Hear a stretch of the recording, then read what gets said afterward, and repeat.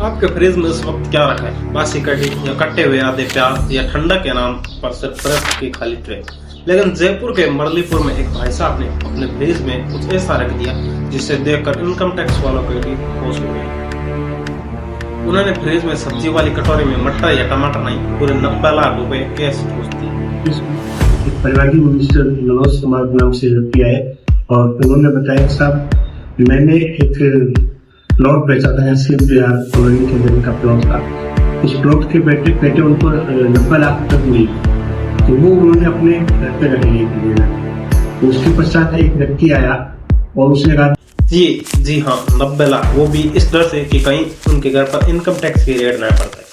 अब दोस्त ये है कि बॉस की रेट तो नहीं पड़ी, लेकिन उनका पूरा फ्रिज एकदम साफ हो गया। आइए बताते हैं जयपुर के एक इस स्पेशल 26 के मजेदार और दर्दनाक स्कीम की पूरी इनसाइड स्टोरी।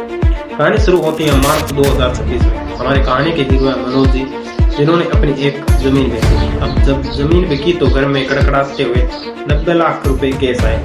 अब इतने सारे गांधी जी के जब नोट देकर मनोज जी की खुशी तो हुई, लेकिन एक साथ में आया दर्दनाक और भारी भरकम पैरानाइड का डर। तभी एंट्री होती है हमारे कहानी के विलेन की, मतलब बाबूलाल जी वर्मा। अब बाबूलाल जी वर्मा बड़े शातिर और ब्रोकर निकले। उन्हें पता चल गया कि मनोज जी के पास माल आ चुका है, तो उन्होंने क्या किया, मनोज जी के दिमाग के साथ एक खेल खेला, फियर साइकोलॉजी का।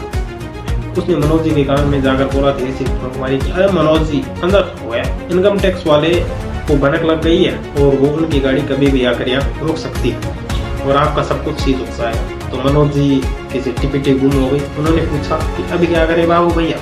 तो बाबूलाल जी ने मास्टरमाइंड वाला आइडिया दिया, पैसों को घर से बाहर निकालो और मेरे एक जानकार का खाली मकान पड़ा है, वहां चलते हैं। दोनों वहां पहुंचे और उस सुन्नी मकान की दूसरी मंजिल पर एक पुराना खटारा और बंद पड़ा फ्रिज रखा था।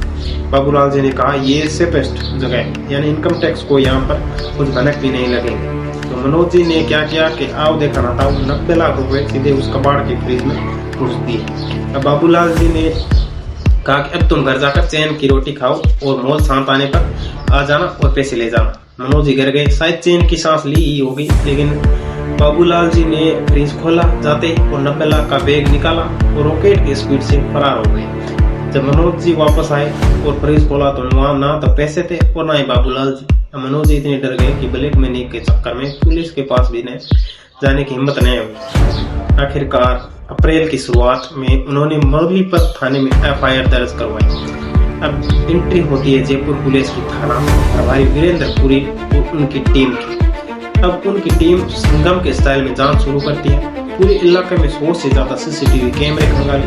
बाबूलाल ने सोचा वो शातिर है, लेकिन पुलिस के आगे तो बड़े बड़े स्पेशल 2020 भी फेल हो जाते हैं। पुलिस वाले ने बाबूलाल और नेपाली दोस्त रोहित को दर्द पहुंचा और सबसे अच्छी बात है पुलिस ने उनके पास से 77,50,000 रुपए रिकवर भी कर ली। बाकी के पैसों से शायद बाबूलाल ने गोल्ड का लोन चुका दिया, मतलब ठगी के पैसों से ईमानदारी का लोन। वाह रे बाबूलाल, तो बड़ा चालू आदमी निकला। तो भाई लोग, इस पूरी राम कहानी से हमें क्या सीखने का? पहली सीख, अगर आपके पास ईमानदारी का पैसा तो हमें किसी से भी या फर्जी या असली इनकम टैक्स से या धमकी देने से या डरने की जरूरत नहीं। दूसरी सबसे बड़ी सीख, फ्रीज का इस्तेमाल सिर्फ पानी ठंडा करने, आइसक्रीम जमाने के लिए ही करें, ब्लैक मनी या व्हाइट मनी को छुपाने के लिए नहीं, वरना कोई बाबूलाल आपका फ्रीज साफ कर देगा। अगर आपको ये जयपुर और पुलिस का ये गजब का चेस और ये कहानी मजेदार लगी हो तो इस वीडियो को लाइक, शेयर और सब्सक्राइब जरूर करें। और जी हाँ, आपके दोस्त को टैग करें जो पैसे छुपाने में एक्सपर्ट है और सुरक्षित रहे और सतर्क रहे। जय हिंद।